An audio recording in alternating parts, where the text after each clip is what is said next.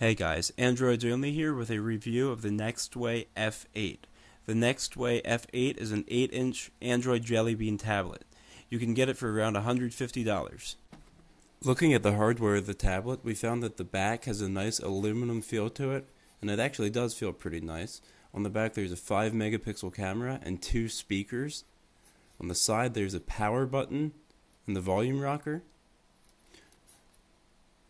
On the bottom of the tablet there's not anything. On the other side there's a micro SD card slot, and the top of the tablet has a micro USB slot for transferring files, a charging port, a headphone jack, a mini HDMI slot, and a microphone.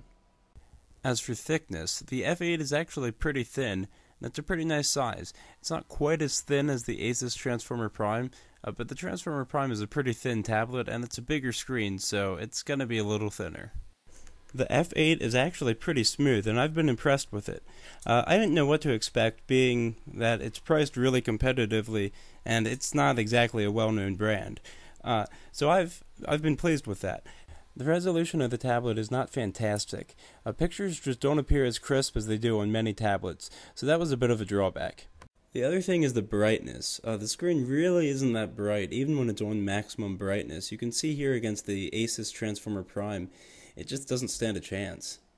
When it's not next to another tablet, it's not as bad, but at the same time, it's still pretty dim. So that was sort of disappointing, but it works.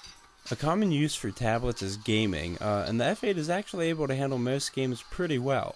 It certainly is not the best gaming tablet there is, as there are times it might skip or stutter a little bit, but for the most part it handles games pretty well, and it is actually pretty smooth.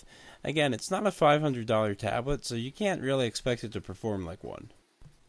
The thing that is probably most important to me personally in the tablet is its web browsing experience, and unfortunately this is another downfall for the F8. While web browsing on it is not terrible, it certainly could be better. Pages are often slow to load, and it's tough to get a good Wi-Fi signal on it. You have to be pretty close to the Wi-Fi router. In places that my other tablet got great signals, the F8 just got okay signals. So web browsing is obviously slower than some tablets. However, if you're pretty frequently near your Wi-Fi router, this won't really be a problem for you, and it will actually get a decent signal most of the time. As for the camera, it could be worse. It could certainly be better too. You can see here in the pictures, they're not great, but they're certainly not that bad. I mean, it's a 5 megapixel camera on a budget tablet, so you can't really expect that much out of it. And besides that, how often do you really use your tablet as a camera? I know I really never do. So while the Nextway F8 is not the best tablet on the market, it could be worse.